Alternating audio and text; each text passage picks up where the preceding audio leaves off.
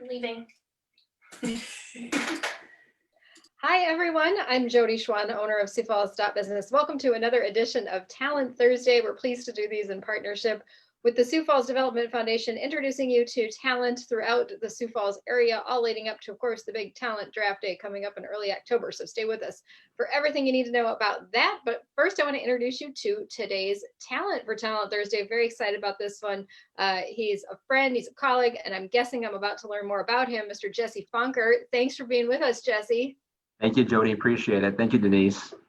So Jesse and Denise Gazetta, my co-hosts for the Talent Thursday Talks, they're work neighbors and colleagues as well. So Denise, you didn't have to go too far to line up today's guest, but you picked a great one.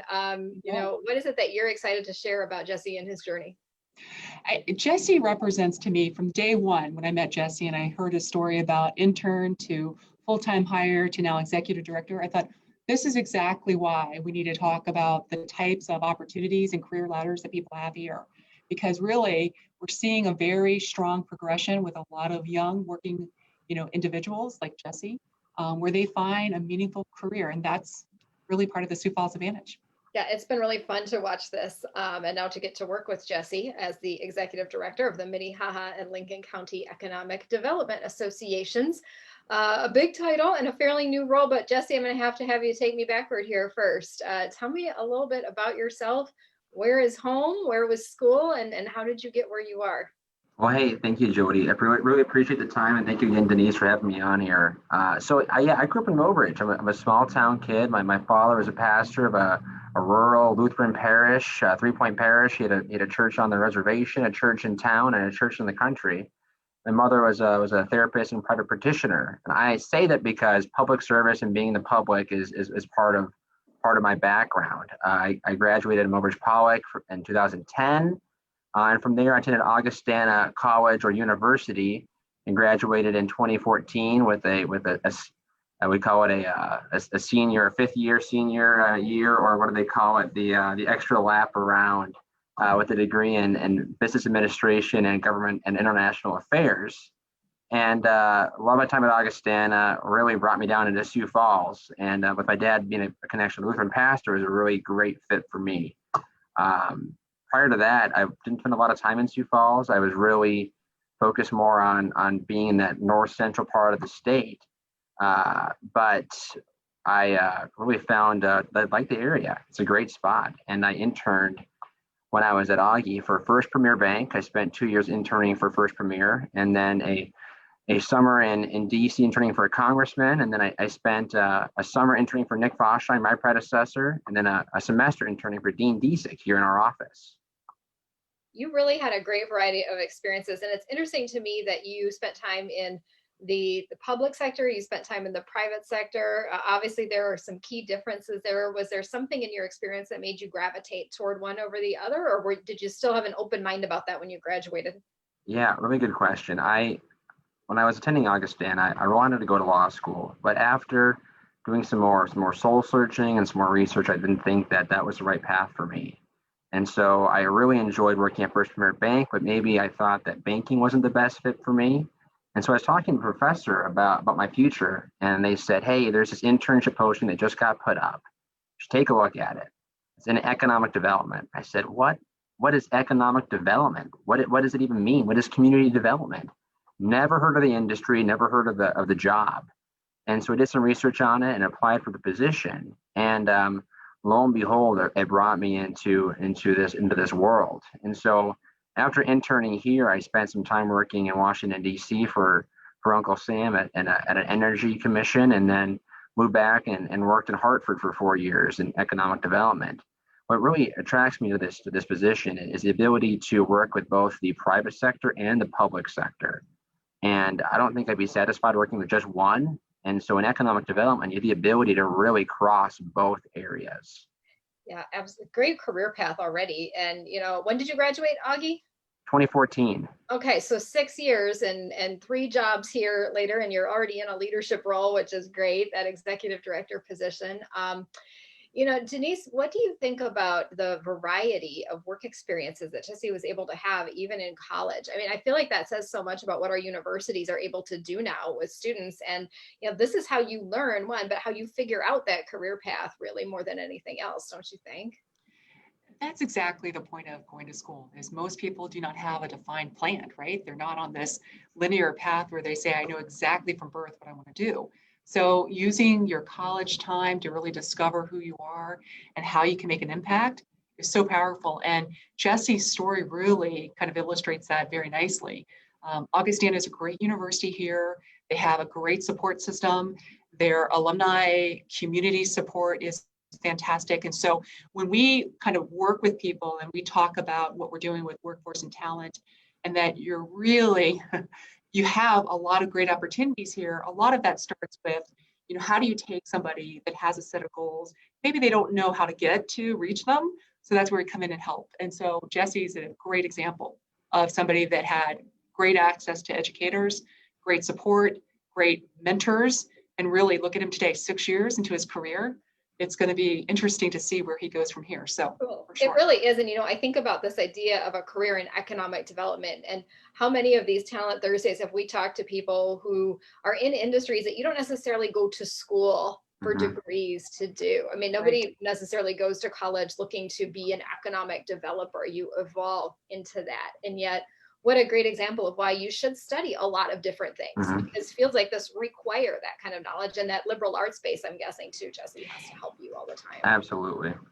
And that's really key, because a lot of what we've been focusing in on, if you kind of look at the last couple of Talent Thursdays, is really more of the STEM related areas.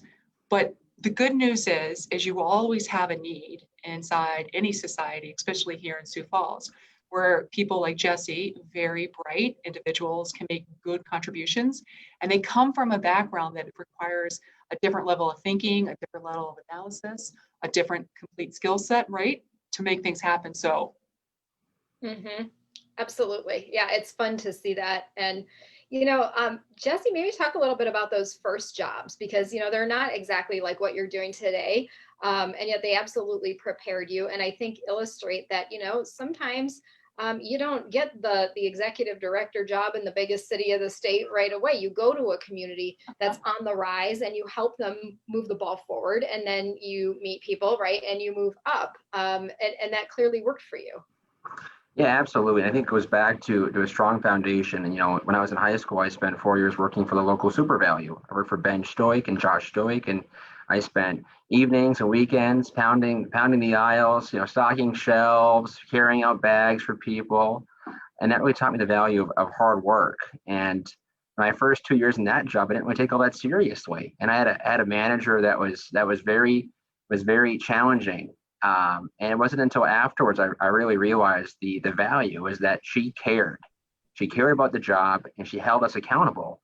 And I went back when I was in college and I said, thank you so much for those lessons, because it helped me understand the value of a hard work ethic and what that can mean. And part of it comes down to mindset. And so I took that mindset, and I bust tables at Granite City when I was in college. I was at campus safety as a dispatcher for a while. I spent 2 years, like I said, at First Premier as an intern. I really want to focus on internships. I think they're so important. And I found that I needed to work with people. And I was in the ops center, which has great jobs, fantastic place. But I realized that I was not a good fit for the operations center. I needed to be out, moving around, talking with people, being very active, and not just not confined to maybe one certain area, which helped me kind of explore other opportunities, especially in economic development. But I also had some life and career goals. I wanted to work in Washington, D.C. after college. I wanted to move out and see the East Coast. And so I spent a year and a half working for an assistant for a commissioner at the Federal Energy Regulatory Commission. And I'm not a good assistant. I'll say you right now, I was not a good receptionist. I was not a good assistant. And it came down to being in that one desk and having to sit there. And I realized for me and my job, I need to be able to move around. I need to be able to work in different environments. I need to be able to meet different people and really find ways to kind of stimulate my need to be in multitasking situations. And so economic development came back And this job in Hartford opened up, and I spent 4 years there working as a chamber and economic development director, and found that this is my passion, is working with people, trying to make a difference. But in economic development, you need to know a little bit about a lot of things. And so that's where my inability to focus on one thing, my ability to focus on lots of things really can play in. And my passion to help people plugs into that as well. And so by finding ways to look at where my weaknesses are in my career and where my strengths are and try to match everything up, that has helped me get to where I'm at today, and I hope will help me succeed in the future as well. I will tell you, one of the things that stood out to me with you in Hartford is, sometimes with these people who have a lot of potential and they're going to be going on to other things, you sort of get the idea that they're focused on where they're going to go next instead of where they are today. And Jesse, I mean, I thought you had landed your dream job in Hartford. I never saw anyone promote a community, make a job their own. I thought this guy might be Hartford's Chamber Economic Development guy for life. Okay. So I never got the feeling that you were all about the next thing. And in your head, is that right? I mean, were you all in where you were, just kind of understanding that next thing was going to come if it was meant to come, or how did you approach that? I had a mentor when I was first starting my Hartford job that said to me, be present and don't always think about where you want to be in the future. And that really spoke volumes to me. It does to me today, because I'm a young professional. I have aspirations and dreams, but too often I think we think about where we want to be in 10 years and we don't think about where we're at today and right now. And that's what matters. If we as young professionals or anybody in a career wants to make a difference in the future, we need to start with making a difference today. And my mindset in Hartford is that I am Hartford, right? I am tasked with representing this town, with trying to help grow it, and I have to be dedicated to it. And there's times where I struggled with that because I was always trying to look forward, but I needed to stay present. And so it's been tough being in this job because half my wardrobe says Hartford on it. I have Hartford stuff on everything. So I'm trying to find ways slowly to get my wardrobe updated so I can don't have just Hartford gear. But we still live in Hartford. We live and breathe Hartford. We love the community. And that's genuine. And I think in any job that you come into, if you can find a way to love it and treat it as a service to others versus a job, you're going to be very successful. That is just such good advice, don't you think, Denise? Because one of the big frustrations, twofold, I think, for young professionals and for employers is this idea that I want to move on to step 2 before I'm even really done with step 1. And that is so powerful because, Jesse, what you're describing here about having patience and also having faith, okay? I mean, it's a little combination of both. One of the things when I look at Jesse is I think people will, there's no timeline. And we talked about this with David Doxtel a couple weeks ago. There's no timeline for you to advance in your career, okay? It's not like the traditional mindset of, well, you will do these steps, and once you complete them, then you move on. So I want to give everybody out there that's going to be looking at this and give them hope, because we are very progressive in the Sioux Falls area and the region. We really do value talent and the strengths. And Jesse is a great example of somebody that clearly, has a lot to offer and has paid his dues, but is able to achieve a lot because of being present, taking those opportunities, having good discipline. So it's not all for nothing, right? Because sometimes you think, well, I'm going to invest all of this and then I'm still not going to achieve, or I'm going to have to wait 10 years. And I don't believe that's the case anymore with talent today.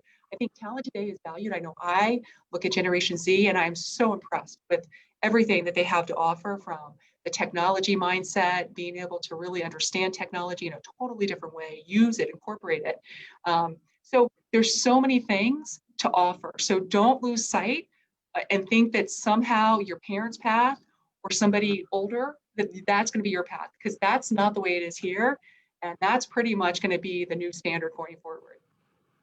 Right, for sure. So Jesse, if people are watching this and just wondering, okay, so what exactly does an executive director of economic development associations do?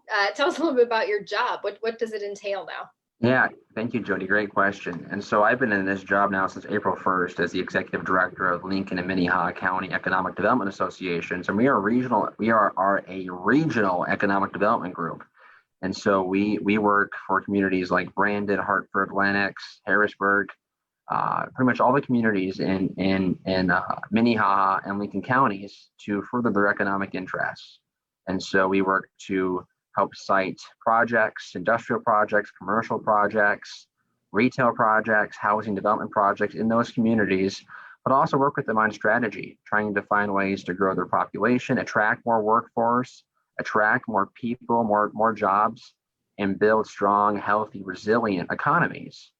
And it's a fun position that allows me to work with both manufacturers and commercial entities, brokers, the public side, commissioners, council people, a wide variety of interests. And I often have the mindset that a job is again, not just a job, it's a lifestyle, it's a service, but also an experience, a way for you to learn. And that's one of the greatest things about my job is I have a chance to learn every day from amazing people, amazing companies, amazing communities that are all trying to succeed. And that is a true pleasure. We're also working on ways to be more efficient. And so you have the fun part of things, which is going out there and meeting with people and communities and businesses, but also the more challenging part, which is administration, finance, strategy on this side. And there's no clear solution to everybody and everything. There's not one size fits all approach in economic development. It's finding a model that works really well for you here. And that's one of my challenges in this job is finding ways to improve and grow. I think it would be an incredibly fun job. One where it's almost got to be hard to figure out what to tackle first because there's so much going on in the Sioux Falls region. Yeah. But I will hone in on those workforce opportunities because I think people listening might find this interesting. You know, as you look across these communities, what sort of opportunities are you seeing for those new grads and for those young professionals? You know, that's a really great question. I was in Brandon earlier this week, and I was talking to a council person there, and I asked him, tell me about what makes Brandon special. And they said the school. And if you ask any of these communities what makes them special, usually the answer is going to be the school. And in many of our towns, all of our towns have fantastic school districts, each with different strengths that help support their population. But what we find is that many of the people that graduate from these high schools, they want to come back 5 or 6 years later. And so we're seeing that these schools across the area have been growing. They've been producing more and more graduates that are going to colleges or tech schools or right into the workforce.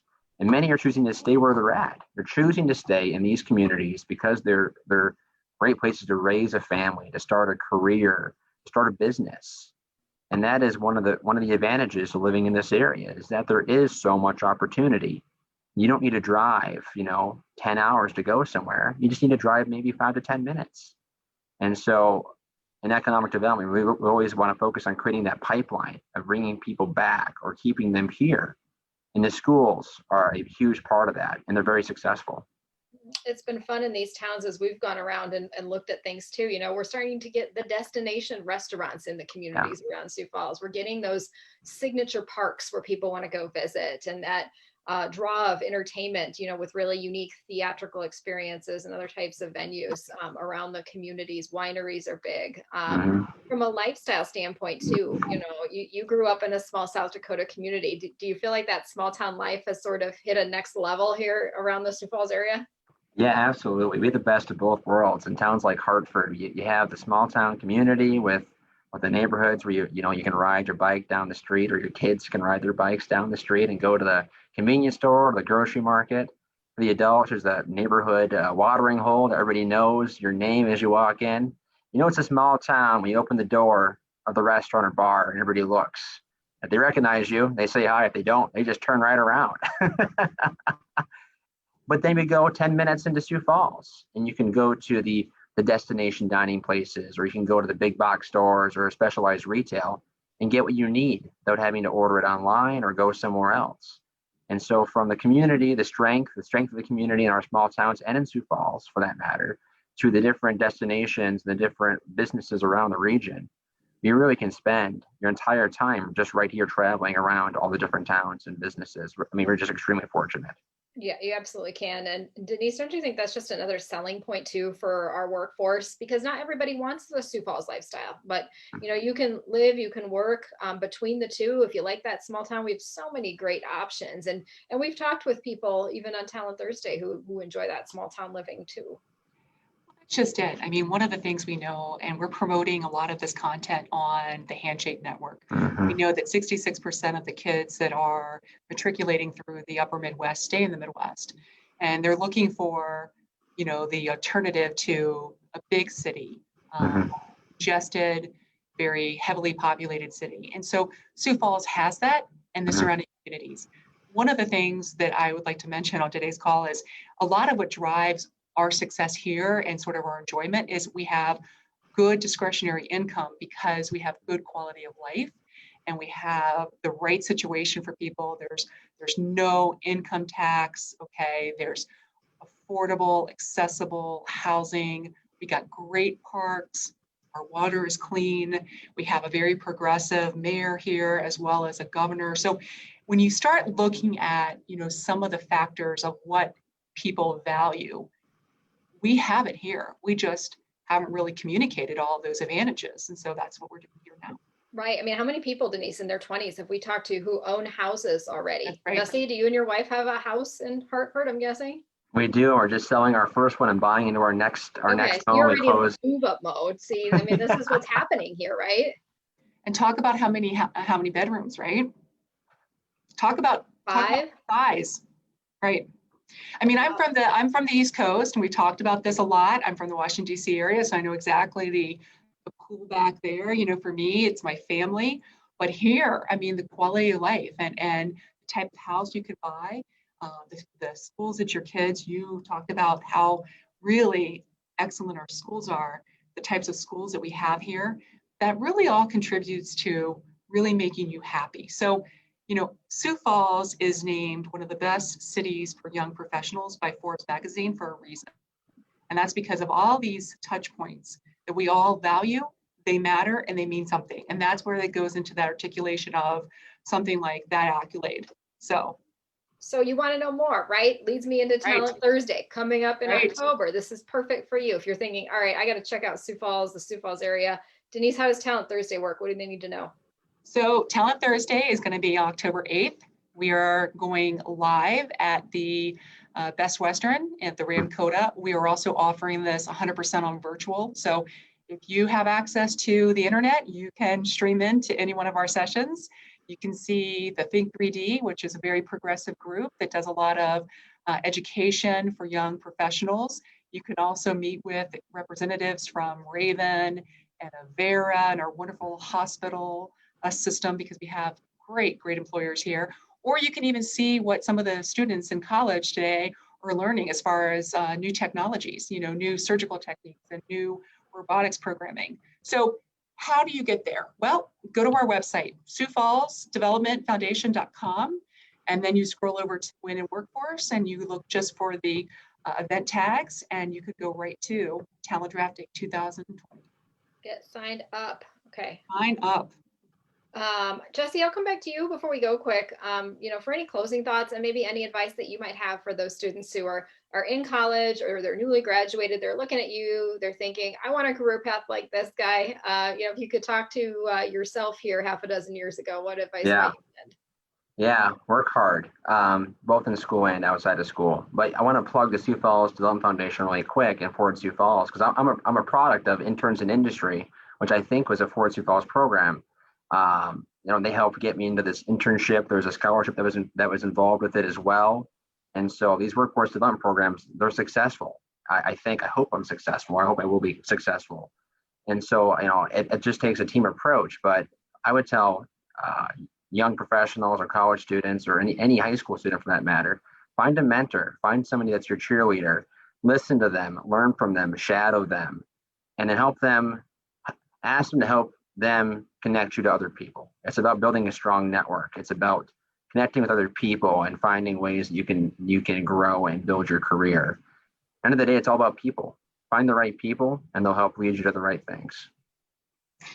And you can always, because that's a great point for Talent Draft Day, come and meet the employers, because what you will find as far as the Sioux Falls Advantage and Forward Sioux Falls, which of course did fund and continues to fund internships, that you have a lot of engagement people. There's a lot of ways that people will help you here, and they will give to you as others have given to them. So don't be shy about asking for help. We're all here to make sure that you come to a great community and you live among us and you make your contributions here in Sioux Falls, South Dakota. We are. So reach out, talk to us. If you're watching this on Facebook, if you have questions, leave them in the comments. We'll watch that. We'll help you out. Go to the website, get signed up, and then come back with us. Next Thursday, we'll have another featured interview, right, for Talent Thursday, Denise. So we're looking forward to that. We got a few more of these to go before Talent Draft Day. If you want to watch some of our previous ones, you can still find those on YouTube. You can find them on the Sioux Falls Development Foundation's Facebook page. Sign up for Talent Draft Day and check back in with us next week. Thanks, Jesse. Thanks, Denise. And Thank you. thanks so much for watching, Thanks, everybody. Jesse. Thank you. Good day. Bye. Bye.